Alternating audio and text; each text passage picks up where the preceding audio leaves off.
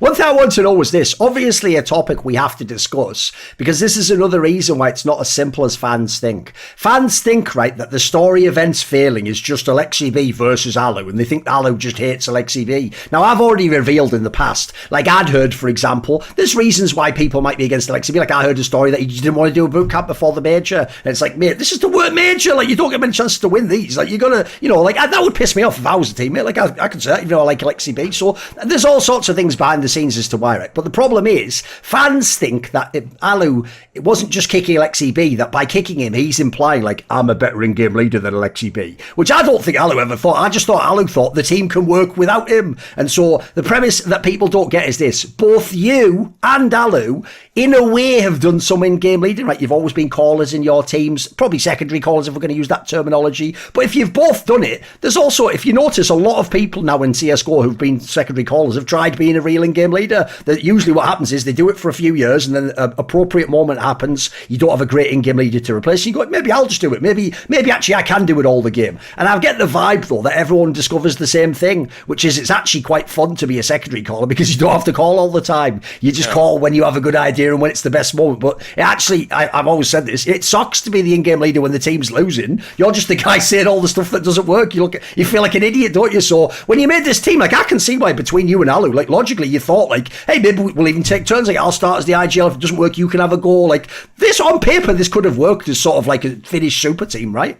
Yeah, exactly. And we were very close to that. Like, and I just want to clarify that I have no idea like how the relationships worked like before I joined the team. Of course, but, yeah. Sure. So I made my own opinion on that when I joined, and but I also don't think that Allu thought that he's gonna be like better IGL than Alexi was, or like that wasn't probably the like thought behind it.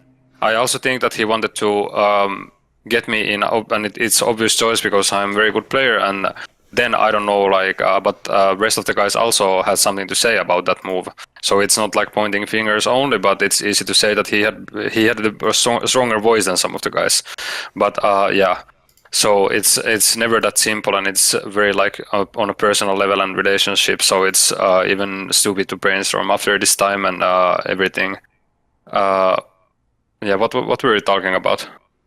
It's all good. We can just, well, basically at the IGL angle, like the fact that like at some point you were maybe going to do some of it, like essentially, it's a different type of team you were trying to make, right? Yeah, exactly. And like the thing is that as a leader, every leader have their identity and a different way of working and how they run the team and stuff. And I feel like the best ones obviously are good human leaders as well, but also like are very good at explaining and owning the trust from the team. And the problem with us was that we basically ran the same strats what they had, and we put me in the same roles what Alexi did, and on paper it should have worked because I'm still the second guy going in and doing this stuff, but the whole dynamic of the team was, at least I felt that Alexi did something that I'm not capable of doing as a player, and it wasn't killing but something else, and he was like kind of the glue of that team. And then when you bring me in, who is like questioning everything if I don't know, instead of putting everything together, I'm tearing it apart even more. So like I even made a joke that I'm like the doomhammer of the team, that I'm just like destroying everything because I'm questioning and forcing opinions, and I couldn't handle the fact that like we wouldn't watch replays after lost matches. Like I was thinking how we are supposed to fix stuff if we if we can't watch and deal with the stuff that we are actually playing. And yeah, is this what was giving you a clue that the team was burned out, that like people didn't want to try this stuff? Yeah, I think that it was pretty obvious that the team is people were not there, and I feel like we also created super much pressure from ourselves by saying in interviews that like I'm joining ENCE and I'm coming from 6-month break. I'm saying like I want to win 10 tournaments.